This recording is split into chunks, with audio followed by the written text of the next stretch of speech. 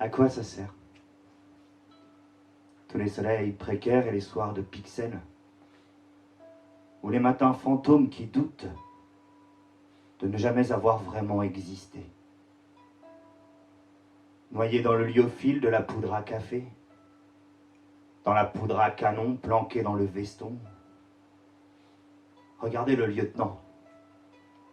Il sait donner la pièce au canonnier qui va l'abattre le monstre liberté, qui fera sauter les trains qui ne roulent pas dans les rails à l'heure des RER, des métropolitains, des tramways citadins à l'heure.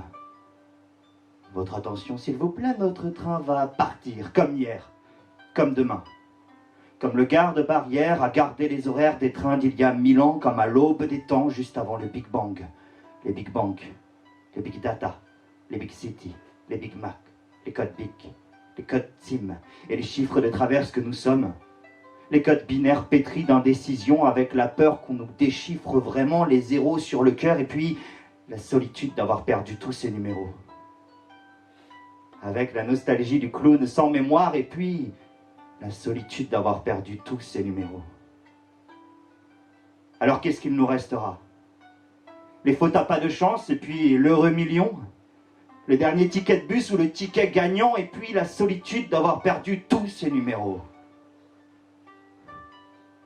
Il nous restera le capital sympathique d'un mania de la finance qu'on a laissé à nos oreillers, à nos rêves publicitaires, sans se l'avouer vraiment que dans nos révolutions, pour s'endormir le soir, on ne chante que des slogans, on ne compte plus les moutons, parce qu'on crève de peur de retrouver le loup, ou de se trouver docile dans le peloton du troupeau. Alors, tondez-moi le pelage, à n'importe quel moment.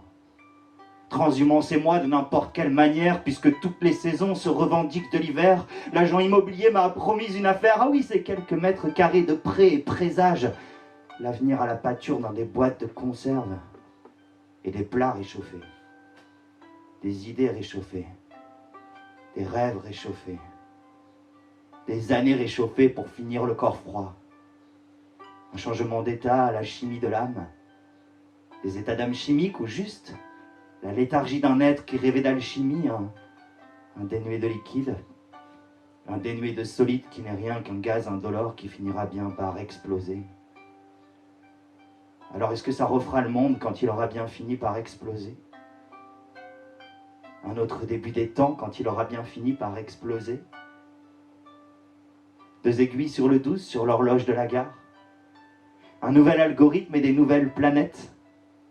Des feuilles de papier qui redeviennent des arbres avec des scies, avec des univers dans des verres à shooter et puis la mer à boire, des paris en bouteilles, des champs de Mars à la mer, des Louvres au fond des eaux et puis des Louvres sublimes aux yeux sauvages pour refaire le monde quand il aura bien fini par exploser.